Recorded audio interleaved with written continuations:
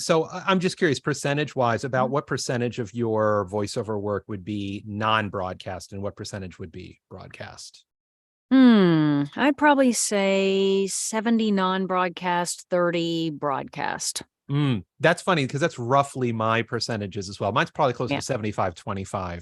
broadcast and non-broadcast. And I know you do other things too, because I remember Yeah. specifically you did something for like a Spider-Man movie DVD special feature. Is that right? Yeah, it was an extra. It was called Spider Eggs. Instead of, Easter eggs, it was for the one of the first Spider-Man movies that had come out, and I got to do the Easter egg thing. I was the AI voice. It was the kind of the computer voice. That was a lot of fun. I've also Cool. done a planetarium show that Ooh. was for our local planetarium, produced it, but then they sent it to other planetariums around the country that are in the path of a total solar eclipse. There is another one happening in 2024. So Ooh. that the movie will make a comeback. Oh, that's so cool. Yeah, it's Very, exciting. It very was a cool. 30-minute little, narration about, what total solar eclipses were and through history, what people thought of them as. It was really fascinating. So you got to geek So, out to it, right? yeah, it was. It was really neat. It's funny because we were talking about last week when we were hanging out at the barbecue place 2 nights in a row because it was so darn Yes, good, it was so darn good. about how we do so much of the e-learning, I call it informational non-broadcast content, e-learning Hmm. explainers, corporate, medical, industrial, telephony. I do a little bit of telephony too.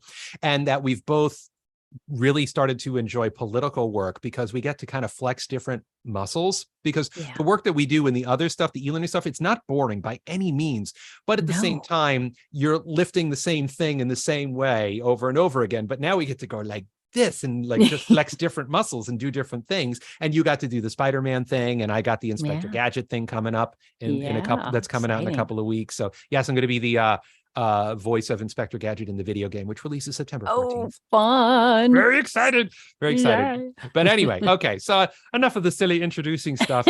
So what we're talking about today is we're going to be talking about managing your money as a voice actor. Now, just to get it out of the way, neither Christi nor I are a CPA, a fiduciary, a financial advisor of any kind.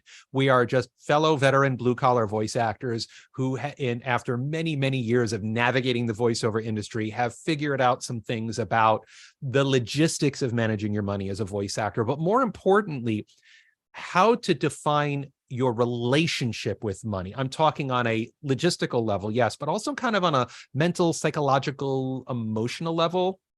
Because I've learned different people have different relationships with money. Some people are terrified of money. Some people hate money. Some people covet money above all else, which, if I had to guess, would probably be based in fear. The fear of not having it, the fear of losing it. They had it and they lost it. They lost it and they wanted something to happen. You know what I mean? So Hmm. people's like psychological relationship with money has a huge effect on how they're able to comport themselves as a voice actor in the businessy part. And this is the kind of stuff, Christi, that nobody thinks about when they come into the voiceover industry. They just want to get their They cartoon don't. and video game training and then dive in and get discovered. And then they're like, Yeah. what's a W-9? Yeah. How do I do that? What? Yeah. How do What's I? a quarterly Yeah. estimated tax? What's a Schedule C? What's the difference between an IRA and a Roth IRA and all that stuff? It's like, so tell me about your journey, like of your relationship with money before you were in the voiceover industry, and then once you got kind of up to your neck in the voiceover industry. I think, I've always been pretty good with money as far as, knowing how much I have and not overspending. I've always been very good at that. Mm-hmm. I think the very first thing I bought on credit, and it scared me to death, and I was terrified to have to pay it off and everything, was a stereo system. One of those things that actually had like, it had like speakers and everything else. It wasn't, this little tiny box that you can now get this incredible sound out of. It was a whole system of, components. Mm-hmm. But yeah, I think, I've always been pretty good about it. Once I started with voiceover, it was more of a challenge because I was constantly thinking about it much more because Mm-hmm. when you work a 9 to 5 job, you know exactly how much you're going to make and how much is going out every month for bills and other things, other things that you have to have and pay for. Then I knew exactly how much extra income I had. So if I wanted to take a vacation or buy a new pair of shoes or whatever it was, I knew how much I had because I knew how much was coming in, and that was a finite number. Right. Now, that's not the case. I Right. have to plan well in advance, and I have to constantly think about, okay, how much is coming in? How much is going out? What do I need to spend? What do I not need to spend? So yeah, it's more of something that's on my mind constantly, but not in a worrisome way for me personally. More of okay, I have to manage it. It's something it's another step of something I have to do in my day. Right. Sending invoices, if I get checks in the mail, or if I get, something that comes in through PayPal or whatever, I, put them in my spreadsheet to make sure that I know that has been paid. And with my invoicing system, make sure that I mark it that it has been paid, so it doesn't send them a reminder email, and they're Right. like, didn't we pay that last week? And, Right. you don't want to do that. So yeah, I mean, it's a system of something that has to constantly happen, because also there are expenses that come up, or things that you might want to do. For instance, a conference might be coming up. Well, can I afford the conference? Can I afford the hotel? Can I afford the travel? All that goes with it. You kind of look out, okay, what are my projections and everything else? So yeah, money is something that I'm dealing with a lot more. I'd say budgeting is what I'm dealing with a lot more. Money is just what money is. It's either in or out. I either have it or I don't, Right. So that's kind of how I've dealt with it. Cool. I will say, yeah, that I've gotten a lot better with it as I've gone Yeah. on. Well, you kind of have to if you want to stay in the voiceover industry. And you said a word, which is one of my favorite words, which is systems. You Mm-hmm. had to develop a system to be able to handle all of this stuff. You need to be able to create like an assembly line of all the things to do. It's like, okay, I'm auditioning for the gig. I need to negotiate a rate for the gig. We need to agree on what all of that means. I do the gig. I need to invoice for the gig. I need to make sure that all the proper information is on the gig, like itemize this and finished minutes that, and 3 weeks, 3 weeks suburban Nashville area for this local TV spot, and all the terms and all on that stuff. Making sure that you have a W-9 for them, making sure that their form of payment and the billing cycle, and and so on and so on and so on and so on and so on. Absolutely. So yeah, it's a lot of work. It's a lot of work, but the goal is to create a system so you don't have to think about it. So you don't have to reinvent the wheel every time that you have to do a thing. So yeah, invoicing is a big part of that. I do see some fabulous questions are already starting to come in. So let's get one, and then I'll ask. Then I got some more. I have many more questions for you, Christi. Yeah, absolutely. Habs Inner Voice. Hi, so nice to see you here. How do you decide how much to pay yourself versus how much you should spend on training, coaching, save for taxes, etc.? We'll both answer this, but you go first, Christi. So I have a monthly amount that goes into my personal account. So I have my business set up in a way that I have a business checking account, and that's where all of the money I earn, anything related to voiceover, goes into. That way, and then I have a monthly transfer that just automatically happens at the beginning of the month, and of a set amount. If I have to transfer more, for instance, something comes up personal wise that I need to pay for, I will then transfer, another amount in there to cover whatever I need to. But generally, I have a set amount that I come up with that I think will cover all my base bills and everything I need to do. It's just like that's the base amount I need to make. And it's hard to come up with that number until you are more in it and you know how much you're going to earn.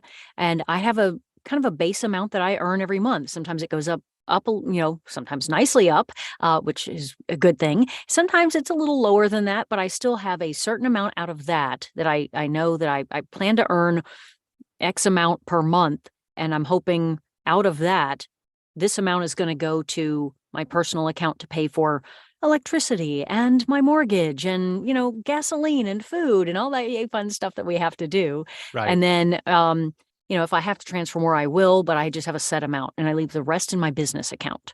Right. That way, I can pay, but I have to pay taxes for it. When it comes to taxes and things, I know a lot of people have a separate account that they park a certain amount into. I think it's like 25 to 30%, depending on where you live, state taxes, income, all that kind of good stuff.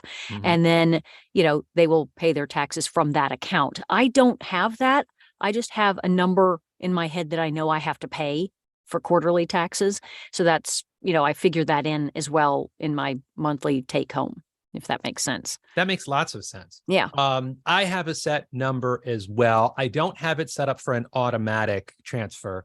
So when, Tabs wrote pay yourself. And yeah, that's absolutely right. It's paying yourself. Some people, well, you can do incorporation and draw salary, but we'll talk about that. We'll talk about that in a little bit. I am not incorporated, and I am also non-union. And also the vast majority of the voiceover work that I do, there is no tax withheld. So I also have to keep quarterly taxes in mind as well. But I do have a set number. And if you look at my checkbook, it says profit transfer. That's what I call it. I try to do it at the end of the month. Sometimes just based on what's going on, I'm not able to transfer the entire amount at the same time. Sometimes I have to do it incrementally. And that's not necessarily because I'm poor. It's because, so I'll tell you, how many outstanding invoices on average do you have, Christi, at any given time? Not overdue, just outstanding. I don't know, 5 to 10. Okay. Depending. Right. Mine varies. Usually it's closer to 10 to 15. Sometimes it can be as much as 20 to 25, depending on any of a number of factors.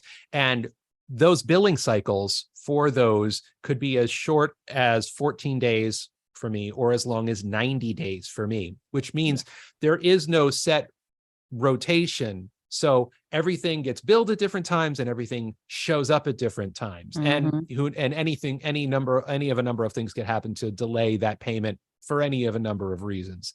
So yeah, having a set number. So a good way to do it is to kind of just, I'm spreadsheet happy. I know Christi's got at least a couple herself.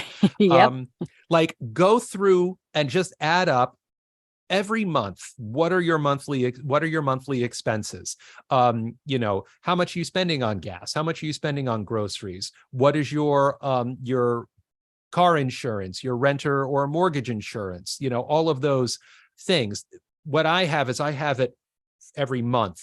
So I can see every month, because I know like my Voice 123 payment is going to come up on this time, and my Disney Plus renewal is going to come up on that month. So when I do my budgeting for the year, I look at last year, and of course I keep track of what's going up, price wise. Nothing goes down, everything goes up, unless it's an electricity bill, which goes like this. At least if you live in New York City, the bill can vary widely, widely. So I keep track of all of that. And sometimes I know I need to transfer a little more at the end of the month. Sometimes I need to transfer a little less at the end of the month.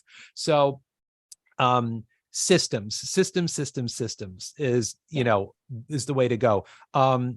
By the way, I do have templates for a lot of cash flow tracking stuff. If you go to vostrategist.com, there'll be a pop-up and it'll say, get free templates. You just enter your email address in there and hit subscribe, and then you'll get a zip file and it will spit out a whole bunch of templates of all different parts of your voiceover business, up to and including cash flow. Tab says, very cool. Thank you both. I finally made a contract to send to clients, but haven't decided if I should ask for net 30 or not. I guess it's actually up to production. Yes, it is 100% up to production. So what's your experience with that, Christi? Most of the time I kind of tell them I usually work with net 30, and, if they will come back to me and say, great, or, well, we're on a net 60 system. Will that work for you? And I'm sure. And a lot of times they just pay me sooner. It just depends.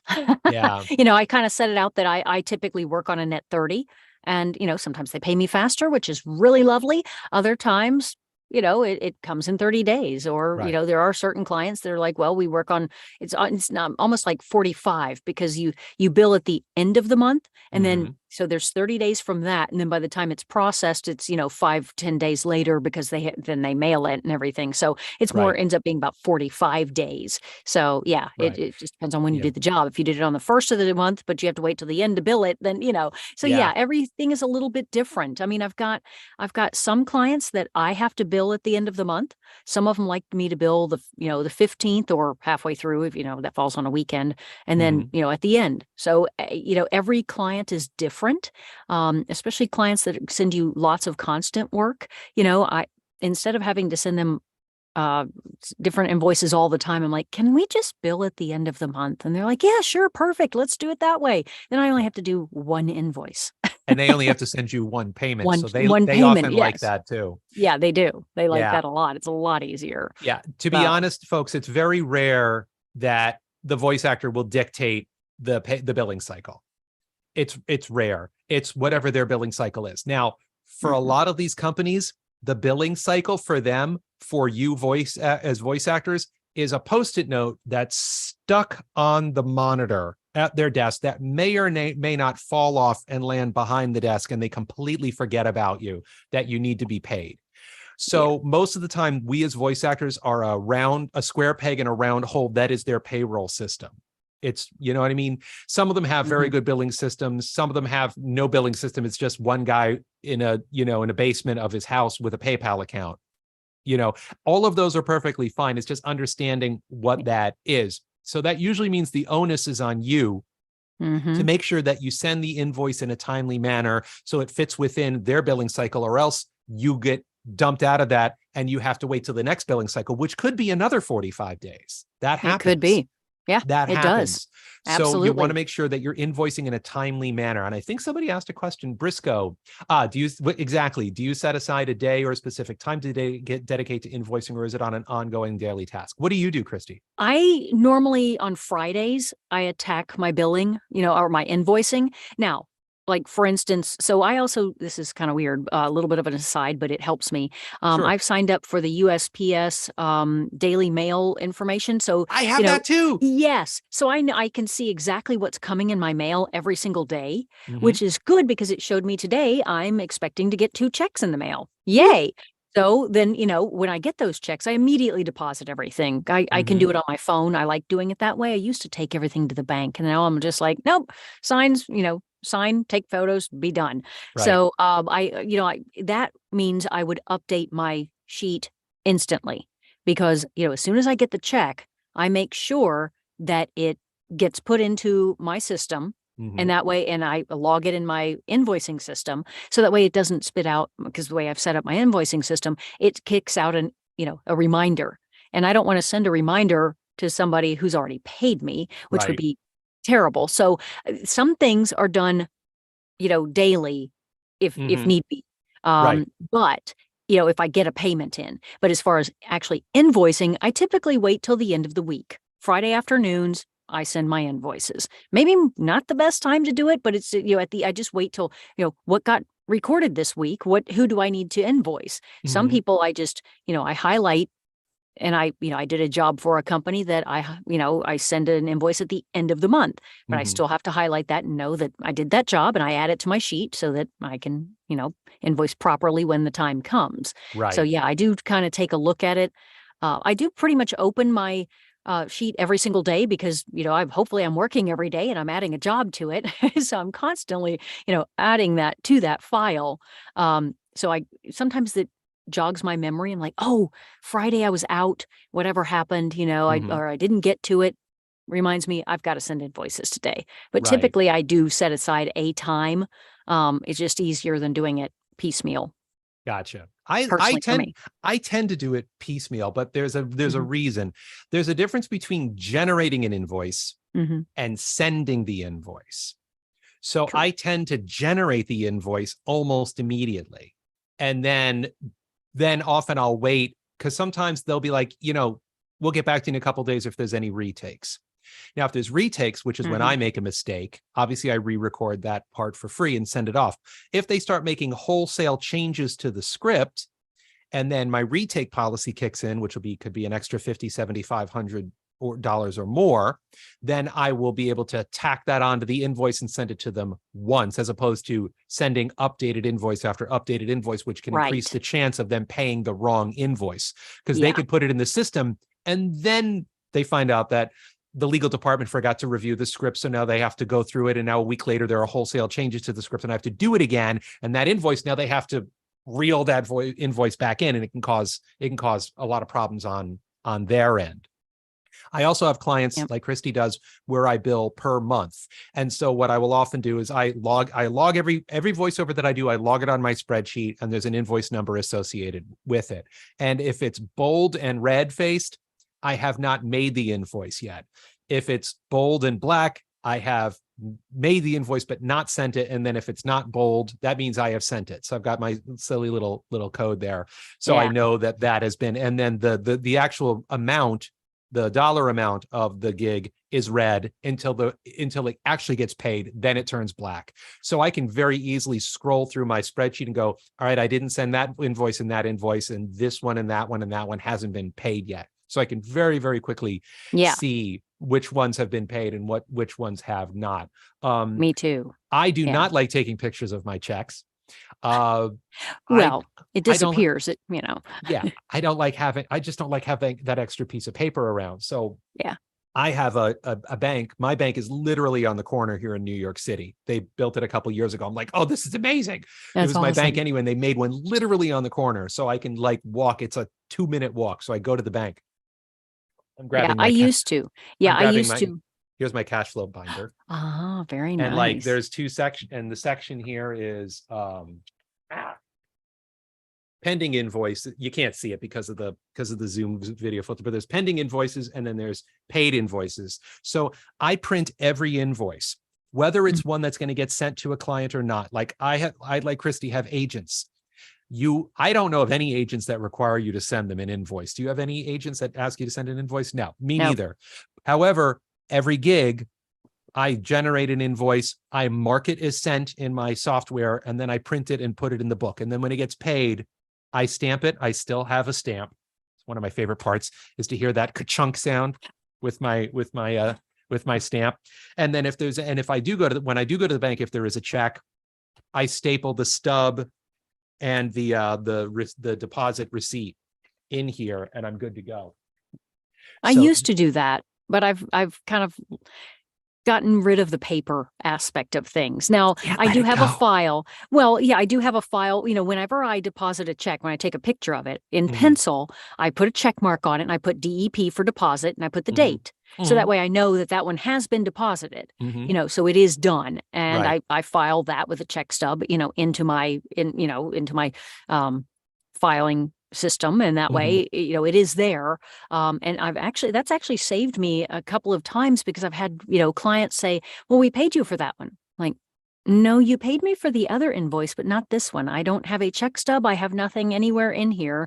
It is still highlighted yellow, which means I have not received it. They're like, are you sure? I'm like, double and triple checked. Yes. And they're like, okay, we will send that to you. That saved me a couple of times. That's the other thing about all of this, everybody, is that I have a paper system. I have my spreadsheet and I have my accounting software. Yeah, me too. I have learned you have to have a triple redundant system for two reasons. One, there's a human on this end of the transaction, and the other reason is a human on that end of the transaction. Yep. And again, like I said, we're usually a square peg in the round hole of their payroll system, because most of the time they just use some payroll service to just automatically spit out checks that go into envelopes and just go into the mail automatically. Not all this PayPal, Wise, Google Pay, Samsung Pay, Venmo nonsense that we bring to the table. Yep. So having a triple redundant system, and one of those free templates is a cash flow spreadsheet. So the spreadsheet I'm talking about right now that I log all of my transactions and my invoices and how I reconcile them, it's in that spreadsheet. So vostrategist.com and sign up for that. Yeah. There's some more stuff. Some good questions here. Drea says a lot send it when they finish the recording, and some send the invoice immediately as soon as the contract of signed agreement is made. Yes, there are some that do that, and sometimes I do that. But it depends on whether I think that there's going to be some retakes involved. Like if it's a live directed session, and I know for a fact that it's been approved by their legal department, and we were in the booth on Zoom or Source Connect, and they said, okay, good. Okay, everything's great. It's a lock. Thank you. And then I just send them the audio files, or they're Source Connecting and they're getting it on theirs. Those I feel confident with invoicing that day. You know what I mean? Me too. But there's others. It's like, so it's really for me, at least, it's a case by case basis. It is for me too. Because every client's different. you Every know. client's different. Every Yeah. payroll system is different. Every billing cycle is different. We have, I mean, how you fixed for international clients? What percentage of your clients are international? Gosh, I have a lot of international clients, actually. Yeah, me too. I don't know what my percentage is, maybe 10%, maybe a little more, maybe a little less. Sometimes Yeah, it fluctuates, but I do have a pretty good amount of them. I do a lot of Wise. Has been a thing lately that I've been using. me too. They've done, what was it? Oh, gosh, it started with an S. What was it called for a while? It was Oh, TransferWise. TransferWise was one of them. I've used that. I've used Wise and TransferWise. Skrill. Skrill, yes, Yep. that was one that I've used in the past. A client required that. Hmm. But yeah, I mean, a lot of times I use Wave, Me or too. Wave apps. Me So, too. for my invoicing, which is Hmm. brilliant and I love it. free. And yeah, why people use QuickBooks, I don't understand. But anyway, I mean, again, it's a great, powerful program and everything, Hmm. but why would I want to pay for it when Yeah, Wave is Wave is free. free and it's brilliant. It's wonderful. And my accountant loves it. So, hey, there's It's that. waveapps.com, Yeah, right? waveapps.com. Yes, And absolutely. And so, it will allow you to have to send an invoice in whatever, currency they want. Now, you won't allow credit card payments if it's in any currency besides, US dollars, right. but that at least gets the invoice to them. And then I put my bank transfer information, ACH payment kind of stuff, if that's what they Hmm. want. Hmm. And, sometimes I get wire transfers from people. It just depends. And a lot of them will pay me by PayPal, honestly. Some Yeah, me hate it, too. some don't. But yeah, PayPal ends up being one of the big things that they do. Hmm. But I have one client, it's an e-learning client, and all their different project managers pay me in different ways. Some of them use a credit card. Some of them actually will send me by PayPal. Some have transferred straight into my bank account. It's like I can't keep up with who's. Yeah. But at least it all gets paid on time Yeah. every time. I So have a yeah. code for that. In my there's a column in my cash flow spreadsheet. It'll be Hmm. C for check, D for direct deposit, CC for credit card, Yep. PP for I PayPal, have that W too. for Y, Z for Zelle once in a while, Oh yeah. Yeah. Zelle And every if now it's and then. like if it's voice 123, for example, I just have literally V123 to help Yeah. keep track of all of that stuff. Oh, there's some Yeah. more questions coming in. Oh, good. Yeah. Because one of the things I do too is, I have a column for, the fact that I invoiced it through Wave apps or whatever. And then whenever it gets to me, I change it Mhm. to how did they pay me? Because, Oh, that's a good idea. yeah, That's a because good okay, they idea. pay me by check. Oh, I can go back and look at for the check stub, or Right. oh, this was this was through my agent.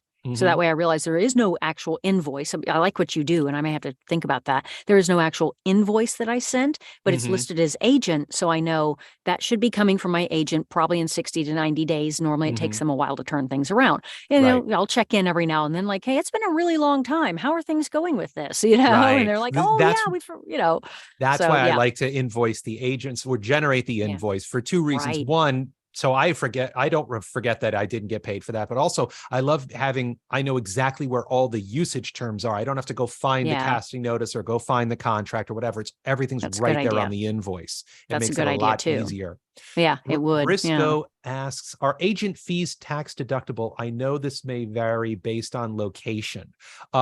I believe Yeah. yes, it varies based on location, and I believe it also varies depending on your union status, right? I think Because so. I am non-union. I file joint with my wife, who's also self-employed. We file a 1040 Schedule C, and I'm Mhm. pretty sure that as a Schedule C, you are able to write off your agent's fees. And I can only Mhm. speak for that for where I am also, which is I live in New York City, so I'm filing through New York State. What about Yeah. you, Christy, in Tennessee? Yes, we have no state income tax, which is kind of nice. It's just, I've got just the federal. Hmm. But yeah, we can deduct that as well. Any kind of what I call my, CPA said that they're professional fees. So anything. So if you're working even on a platform, different casting sites take amounts of money out. Hmm. Whatever the difference at the end of the year, I have two columns, gross and net. The difference between those two is automatically calculated, PayPal fees, all that stuff, Hmm. that goes on my taxes. It goes on my Schedule C. Boom, there it is. Nice. Because that is those are fees to be able, the cost of doing business, Right. if it's an agent fee, if it's, a platform fee, if A anything PayPal like fee. that. Yeah. PayPal fees, if it's a credit card fees, Hmm. those are all fees that are the cost of doing business. Therefore I write them off. Now I've asked her multiple times when it first came up. She's like, okay, what are these two different numbers? And I told her, I said, like if I'm working with an agent, they take, 10 to 15%, and this is a casting site and they take a little chunk of it. She's like, Hmm. oh, okay. Yeah. So that's going to go here. I'm like, okay. So every year I just, add up the difference. And, what if I'm taking credit cards now? She's like, well, that's a cost of doing business. Put it in that column and there you go. Hmm. I made sure, and she's very strict. Good. We So like strict yeah, CPAs. we like strict CPAs. She was like, Yes. nope, we don't want to do anything, that's going to get you audited, and I'm signing my name, so it's got to be right. And she said, that's what I do. So at the end of the year, I, can total all that up and put that number straight into my, you know, form. I'm good. Yeah. What you can also do, folks, is that in Wave apps, you can run a report that can Mm-hmm. spit out all the credit card fees. You just got that number. Also, at the end of the year, you can go to PayPal and run a report, and it can spit out all of the PayPal fees in one shot too. So you can Yep. track it as you go along, which is a very Yeah. good idea. But also, depending on your laziness or your systems, you can also just run a report at the end of the year, and you've got it all. Yep. And you just say January 1st to December 31st, spit it out, and just write that in your spreadsheet. Because I also Yeah. have a tax preparation spreadsheet as well, which Ah, logs everybody that owes me a 1099 and doesn't owe me a 1099, international versus domestic. right. So I know who I'm waiting on 1099s from, all that good stuff. That's good. Um, Yeah. One of the I, things I do in my spreadsheet is I actually created another spreadsheet to figure out how much I needed to, pay for taxes. mhm, I would get the estimated taxing once you start working with a CPA. And if they happen to do your taxes for you, they do all their calculations in their software. And it would, normally attach to my, year's taxes they send to me. It would have on the top sheets would be, here's your estimated taxes based on what you did this year. And so it's kind of around that for the coming year if you don't see any, massive losses or gains. And I mhm. kind of, hopefully more gains than losses. Yes, please. But yeah, I also have my own form that I do that in Excel, because I have, a tab for what I'm earning for every year. And then Mhm, I have another tab that's just called quarterly taxes. And I go through and I grab the gross and the net and everything else and multiply it by, in my case, the number that my accountant told me between self-employed taxes and just in general what bracket I'm in. mhm. And that it spits out a number, and that's what I write the check for, or go online and irs.gov and pay. There you go. And then I'm done. That way I don't have to worry about it. And it tells me exactly how much I owe. Does your So CPA print out actual coupons with self-addressed stamped envelopes? Yeah, me not the too. self-addressed envelopes, but I do get the coupons. Yeah, she Okay. lets me address, and she lets me No, address no, and there's no stamp. stamps But yeah, actually. Now that I think about it, it's just you yeah, just it just rolls yeah, off the tongue. Self-addressed stamped yeah, envelope. yeah, yeah, I some of them I have to cut a check for to yeah, pay quarterly because I'm paying federal tax, I'm yeah. paying state tax, and I'm Ah, paying city tax. oh gosh, City of New yeah. York has its own tax, which is Ouch. a not small amount. Yeah. Ouch. But Yeah, I'm yeah. lucky. I've just got the federal. That's it. So Yes, you are very, now, and your cost of living is a lot lower than mine too. yeah, So, there's that. We also, but I do have a small, like one time a year, I have, I'm actually in the city limits of Franklin, Tennessee. So that went, I had the county thing, but then it was like, or the state taxes or things for my LLC. But then I also mhm. have, because I live in just inside the city limits, it's like $25 a year to be able to register, as a business in Franklin. So I had to, Whatever. add that. But yeah, it's like $25. Okay, that's fine. Put a couple of zeros on the end of that for me. Holy cow. Woo! Holy cow! Oh, Yeah, oh yeah, it's crazy. yeah. Tabs wrote, I include any business fees on my statements, but I don't know what will end up getting deducted yet. Yeah, I've learned Tabs not to care. I just put everything I can possibly think of on my tax preparation sheet, and also and then my CPA will let me know what they can and cannot work with. Also, she has been working with self-employed people for like 25 years. My wife, who is a floral designer, as you know, so she's 100% freelancer as well. She's works with this CPA here in New York City. And I had my own CPA for 20 years in New Jersey. But when I moved here into New York City, it was just it was just super easy Yeah, to just go straight to her CPA, and we file jointly now too. So it makes a lot of that sense. helps. And Yeah. then now based on watching how when we have our appointment and we bring all of her stuff, does she like the 1099s in alphabetical order, or does she like them in highest to lowest number order? Well, these are things, every CPA has their own preferences, because I want to make her time going through it all as quickly, as easy as humanly possible. So now I do prepare my taxes the way she likes to go through everything when we sit down and have our meeting, which usually takes about an hour between the two of us to go through all of our stuff, and then give us a really rough number of what we owe or could be owed. And then she'll say, like, hey, Tom, throw another $1,000 in your SEP IRA or something like that. And, to kind of ease, to offset whatever tax burden is happening that year. Let's see. Do you guys use VOV? Oh, voice overview. Oh, that's their CRM, right? Yeah. That's Danny States, I believe. Yes, it is. Yeah. Do you use I'm not voice using overview? that. I don't. I haven't been doing that currently. I used it for a while when it first came out, and honestly, it just ended up being another mouth to feed, and I just didn't have the bandwidth for it. I mean, I have my Excel sheet that I like and use, and it works. I have another, system for keeping track of auditions and stuff, and I just kind of, but yeah, I don't use it right now, but I like the product, and I know it's been, gone through a lot of nice changes and updates as people have asked. And I know it's, it's a good product. Not something I'm using at the moment. So I've heard nothing but good things about voice overview as well. Me too. And I, like you, I do not use it. Between my spreadsheet and my CRMs, which I use Wix and Close to a lesser extent these days. That's pretty much all I need, because I've got my systems down to try to layer something else on top of it when what I can do. Also, if I look at my spreadsheet and I click on that 2023 or 22 or 21 or 1998 tab, I can see everything, every penny that went into my business, every penny that went out of my business. I even have a column so I know what marketing techniques I used to get that particular client, whether it was a cold call or an email or a casting site or an agent or word of mouth. I have that all there. So it is a fabulous project. I do not need it either. But again, I've heard nothing but great things about it. Me too. Yeah. I mean, if you're starting out, it's great.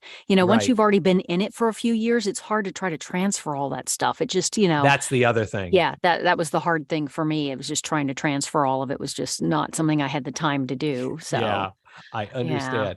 Tabs also ask, how about self-employment tax, or is that just Florida or everyone? No, that's everywhere. It's federal. Self-employment tax is federal. It's what, 15.3%, I believe? It's roughly that. But what's fun for most of us is that we are paying self-employment tax as the employer and as the employee, which is one of the benefits of incorporating or getting a specific type of incorporation, is that if you are incorporating yourself and you're drawing a salary for yourself, then you do not have to pay the other half of that self-employment tax. I, who am self-employed, self-proprietor rather, I'm not incorporated, nor do I have an LLC. I am paying both sides of that, but I have my own reasons, which I don't have the time or interest to get into, about why I have not incorporated. Right. It's a separate business decision for every single person. It is. So it's one thing that drives me absolutely bonkers, Christy, and you've seen this for decades as well, is somebody posts on a Facebook voiceover group and they'll say, hey, should I incorporate? And all these people say, yes, do it this way. No, do it that way. And none of them have any idea what they're talking about. Yeah. I know they don't have any idea what they're talking about because they never ask questions. And the most important question that you're supposed to ask is, what state do you live in? Yep. And anyone who doesn't ask the asker that question and just starts saying, oh, well, you should do this, I immediately discard any information that they have, because it could potentially damage the asker's business, which is why you want to go to your CPA, a financial advisor, a fiduciary, your bank to a lesser extent, or you can go to vostrategist.com/shop and buy Master Your Cash Flow, which this month is only $5 for streaming, and you can rent it for 72 hours. Oh my God, that was terrible. Awesome. I was saving that for the end, but the opportunity was there. So I struck while the iron was hot. So sorry. Good for you. Tab Good for says, you. I'm kind of terrified to find a CPA that will know what it is that I'm doing. Okay, there Yeah, is a way to do that. there There is is. it's the American Association of, ARG. I have to find it. There is a website. I think Christy's looking for it. There's No, a I'm not. I'm just website. thinking, Oh, what is it? there's a American website where you can do a search for accountants, and you can Mhm. look by state, and you can look by their specialty and whether they help you, whether they are Self-employed experienced people. with self-employed people or not.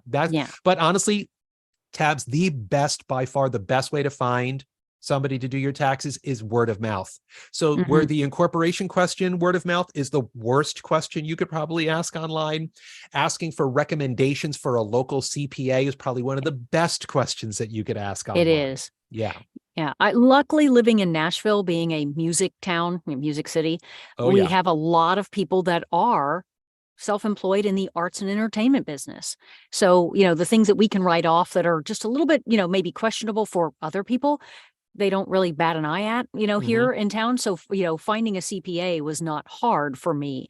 But depending on where you live, if you're not around a lot of people that, tend to have a lot of, independence and, and self-employment, that might be a little harder. Right. But, there are going to be people, even meetup groups and things. You could check creative groups on Meetup or Facebook groups, for creative people in your area, and then ask that question. Hey, does anybody have a really good CPA they like that understands self-employment? Because that's really going to be what's going to help you the most. Yep. So getting your local, because that local CPA is going to know, the laws of your state and how you, do things. Because I know Florida doesn't have income tax either, state income tax. They've got federal, but that's it. So yeah, there are different things, and different rules. And you're right about the incorporation stuff. Before I thought about doing LLC, I was going to become an LLC. I'm like, I think it's time, but let me figure this out. So I, picked up the phone, called my CPA and said, hey, I want to schedule a meeting because I want to talk about moving forward. What does that mean? What are the costs? What does that mean for the business and everything else? So I set it all up, and it worked out. I am now an LLC. And so is my Tennessee Voiceover Studios is an LLC, especially since I have students coming on premise and I've got, Yes. other things I have to. And for a while there, even here at home, I had some people that were borrowing, come in and do my, come to my booth, or I would have students. And then I had an intern who was coming to my house. And I thought, just in case anything happens that, even just an accident, a true accident, I don't want them to take my house. Right. I'd like to only be liable for my business part, not me personally. I like to keep Exactly. my house and my car. So, for me, it made sense to become an LLC. Also in the state of Tennessee, it's a very easy process. It doesn't cost a lot of money. It's not a complicated thing to do.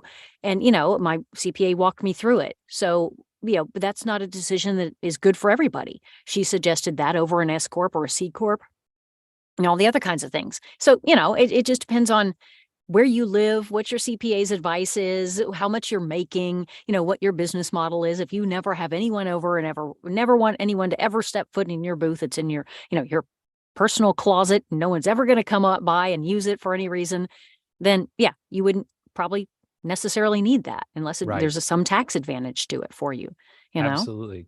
Good Yeah. stuff. Let's see. At what point should you seek out a CPA? Is there a minimum income, a time of year? No minimum income.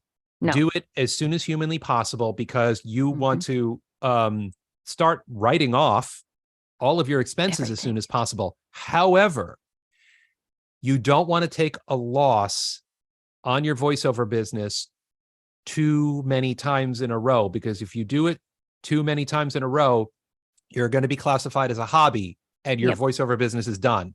Yeah. So you got to be very careful about that.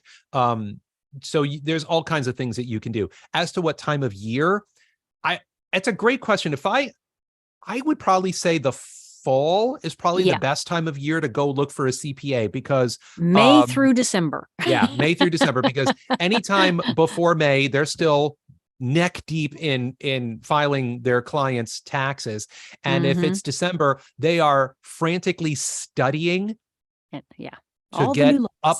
Exactly. All the new tax laws that are coming out, they're trying to get versed in it. So when the bell rings in January, well, really January 31st is when the bell really, really, really, really rings for CPAs. Yeah. because January 1st to January 31st is when all the clients are supposed to send out all their tax paperwork, their 1099s for us, for example, or W-2s for other people. I mean, I get some W-2s too. Yeah, I get a few. More and more through my agents, I'm getting W-2s because they're going through a payroll system, which is fine. It makes their life easier, and that's that much less I have to worry about paying at the end of the year anyway. So I like that. And those tend to be the higher paying gigs. So that all kind of works out nicely. So yeah, I would say sometime, you know what? After Labor Day, I think that's probably a really good time, because you know what? In May, they may be like, this is catatonic. Yeah. And then people file extensions too, which is like and people October. File extensions too. So that could, So in the fall, I'm now pretty comfortable with this advice. Wait until the fall to look for a CPA. They'll be refreshed and sober by then. So that, you know what I mean? So at least awake. Yeah. Or at least conscious. So we'll have that going for them. Not on vacation. Actually, I probably should go and look. I'm friends on Facebook with my CPA, and I need to go find out what year, part-time of year she takes vacation, and be like, okay, a little bit after that. Right. Give her like a good few days before, so that she can kind of get back into the swing of things. Exactly. Okay. While we're waiting for a couple more questions, there were a couple things I wanted to ask you. We talked about that. What is your union status?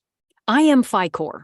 Okay. You are FICOR. I am FICOR. Now, everybody should know that your union status should not have any influence about whether you decide to incorporate or how you should decide to incorporate. No. Those are mutually exclusive things, because both of those things can depend, and do to a greater extent depend, on what state that you live in. So reconciling the state that you live in with whether your state is a right to work state or not, which means if you live in a right to work state, you can do as much union work as you want without joining SAG-AFTRA. But the second you join SAG-AFTRA, you cannot do any of the collectively bargained voiceover work that would have been non-union. So keep that in mind. So those are the two things you want to keep in mind. The state keep in mind for union status as well as incorporation, and they'll tell you completely different things. I'll give you another bit of advice, everybody. llcuniversity.com. I'll type it in here. www.llcuniversity.com has a list of how to form an LLC in every state. So that can give you that'll give you a big help on what you want to do.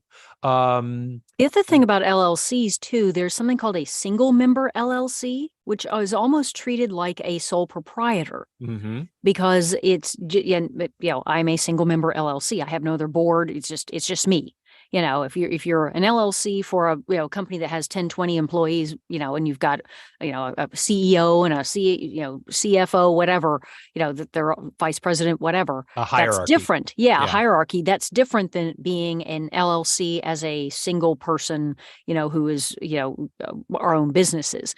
So they're treated a little bit differently. You still have the protections of an LLC, but when you're filing a lot of things and when you're doing your W-2s and your 1099s and W-9s, there's a box that says sole proprietor / single member LLC. So they kind of treat it that way in some ways. So it's a very interesting little weird place to be in. Just so you know that there's a little, and hopefully that information will show up in LLC University. So, yeah. And how does your FICOR status influence your health insurance? I have my own health insurance. I have not, done enough. I do, and I do an okay amount of union work, but not a lot, not enough to earn, the insurance. $26,000, I believe, is the number you need to earn, right? Yeah. And I just don't even worry about that. I have my own insurance, and it's just that way I'm covered, and I don't have to stress about it. Would it be eventually, more advantageous to do this, SAG-AFTRA healthcare? Probably, but with that minimum threshold and not sure every year, I don't want to have to be, constantly worrying about my health insurance. I just purchase my own. Right. I am going to be transferring probably over to the Nava health insurance because that's fantastic. That stuff is great. Right. For what we're talking about is that, also, do you have a state-sponsored insurance? Like you have Obamacare in Tennessee? No, I am with Farm Bureau Insurance. Okay. So it's then connected to United Healthcare, I think it is. But Oh, yeah, okay. So, and I also, Okay. one the other thing insurance wise I also have disability insurance, Mm, which is not easy to get. I will be honest with you, because it is, you're insuring your voice and your vocal cords, which is kind yeah. of different. Hmm. And really the only place that somebody was having a discussion. I Lloyd's think of it was at London, One I Voice. heard was the only one that Yeah. would do that. Yeah, and it's through Lloyd's of London through my normal broker, and then they wrote the policy through Lloyd's of London. Hmm. But there was somebody else that was telling me, and they were going to send me some information. I think it was at One Voice. We were talking about disability, Hmm. and it's like freelancer. I think it was Mo Rock. That's who it was. Oh, It's like okay. freelancers union or Yeah, something there's like a that. freelancers union. My wife's a member of Yeah. the freelancers union Yeah. So through the through freelancers her. union, Yeah. you can get Yep. disability and it's Hmm. very inexpensive. I mean, mine's not terribly expensive. It's like $134 a month, That's which not is not, terrible. yeah, and it's not terrible to have disability, to be able, if anything happens to me and I can't work for weeks on end, I'm still going to have money flowing in. It's not a lot, but it's enough that I can pay my mortgage and pay my bills, and I Hmm. don't have to stress as much, Right. So, I actually, the other thing, one of the reasons I got it was because I had lost my voice at one point, but I also had an emergency appendectomy. And Ooh. it was one of those things that they were like, no, we're rushing you now. And I remember the anesthesiologist meeting me in the hallway. They were reeling my bed down. They didn't even wait to get me in Hmm. they were running and getting dressed, and the nurses taking notes and stuff. And Oh boy. I said, by the way, I'm a voice actor. If you want me to pay your bill, please, be careful when you intubate me so that, you don't ruin my vocal cords. Right. And he looked at his nurse and he said, go get the pediatric tube right away. And she took off running to go, change the setup because, I Wow. was conscious very low. Right. So I don't have one. Okay. So an HSA is not an insurance policy, Mm-mm. Tabs. An HSA is basically it's an IRA. It's a separate Right. retirement account. However, it's designed for you to deposit money and withdraw money for medical expenses. The magic of the HSA, and I go into more detail in this in the Master Your Cash Flow video, which you can rent for only $5. Sorry, and that expires the end of You're so August. funny. You're Is so funny. I know I'm shameless plugger, shameless. Is that when so let's say you're non-union, you're sole proprietor, you get paid $400 for an explainer video. There's no withholding, so you have all $400. If you put that money in the HSA, it is protected from getting taxed. If you take that money Oh, out and put it towards a medical expense, that money is protected from being taxed. So well, it's very, very exciting. And what's also that's nice is nice. that you can reimburse yourself for medical expenses through it anytime you want. You want to hold Hmm. on to a medical expense receipt for 5, 10, 15 years and wait for that account to grow, and then you take it out later, and all you're doing is taking the interest out and not touching the principal. You can do that. So Hmm. I have a drawer right here where it's holding all of my receipts that I have not cashed in yet, and I will wait for the right time at the advice probably of my CPA so I can cash all that in, and then I can collect. Health savings account are a Nice. huge game changer for voice actors. You can also use it to cover your dependents' medical expenses, your partner or your children. You can pay for Nice. their medical expenses through the account. It's fantastic. And Tab says, and after 65, you can use it for whatever, but it would be taxed if not covered. That's exactly right. So once you turn Nice. 65, it just turns into an ordinary IRA, because once you hit 65, you now qualify for Medicare, and Medicaid. then you'll be able Yeah. Medicaid, not Medicare, Medicaid. Medicare and Medicaid. What Yeah. depends? I think Yeah. it's Medicare. Yeah. I want to say it's Medicare. You qualify Yeah. It's at Medicare. Yeah. 65. So there Yeah. you go. Cool. Yeah. We are almost out of time. I got to Yeah, tell we you, are. these were some fantastic questions that Very good everybody questions. has Thank you. asked. So I want to get one more quick thing in about retirement. Hmm. What are you doing for your retirement? I have a SEP IRA, a self-employed persons. Isn't it self-employed persons? Is that what it's called? Self-employed pension? Self-employed Yes. pension. Yeah. That was advised me by a friend, a fellow voice acting friend who was, well versed in all these kinds of, financial matters and such. And so Mhm. I set up a SEP IRA, and I have a set amount going into it every month. I Mhm. need to up it. And, sometimes at the end of the year, like you said earlier, my CPA will say, well, you didn't max it out or anything. So if you wanted to, that might be a good place to park some money. And I'm like, well, sure, why not? Or, if I qualify for a refund and it's, a decent amount, I might say, well, let's put some of that in the SEP IRA, and then the rest will pay towards taxes for the coming, Yeah. tax quarter. So yeah, and it's one of those things that I out of sight, out of mind in a way. I Mhm. take a set amount and it just goes in there once a month, and that way it's paid. And while it's a small amount and I want it to be larger, at least there's something going in. Saving Yeah. something is better than nothing. And a SEP IRA being, for self-employed, it works differently, and it's a really great product for Yeah. me. It's working very well. The big So advantage of us getting a SEP IRA for those of us who are self-employed is because it doesn't have the normal annual IRA contribution limit of which is roughly around 7,000 right now. right. You can put in up to 25% of your Yeah. income up to a cap, I Yeah. think this year of 64,000. I think it So is. It's if you huge. land that Class A national Pepsi commercial and you've just got this huge pile and you paid off all your credit cards and you set aside money for the Disney vacation and you got your kids' tuition covered, you want to just sock away a huge gob of it, slap it in your SEP IRA. Yeah, absolutely. Multiple times my contribution to the SEP IRA has made the difference between me owing taxes at the end of the year and getting a refund at the end of the year. That contribution has swung it from owing to getting a refund. So Yeah. it's huge. Yeah, All right, it everybody, really is. we are out of time. Yeah. Christi, where Yes. can they find you? Because we didn't talk about the other part about you is that you're an e-learning coach and a demo producer. So where can Yes. they find you as an e-learning coach and demo producer? That is actually through the studios. All of that is now running through the studios, which is TN for Tennessee. Voiceoverstudios.com is our website, and I can type that in there. But all of my coaching is going through that now. And we are, but yeah, I coach all sorts of things, commercial e-learning, a little political, but not as much because it's still something I'm working on myself. So, but yeah, and I've got lots of other coaches I work with at the studios that also coach different things. So we offer that. But yeah, if you have any questions about any of this, at all, let me know. In fact, I see Andrea's here in the chat, and I've worked with her, and she's terrific too. So thank you. But yeah. Yeah, and the studios has online classes. Since you did your shameless plug, I'll do mine. We have online Please. classes as well as, they're not just you don't have to just be in Nashville. You can be, online.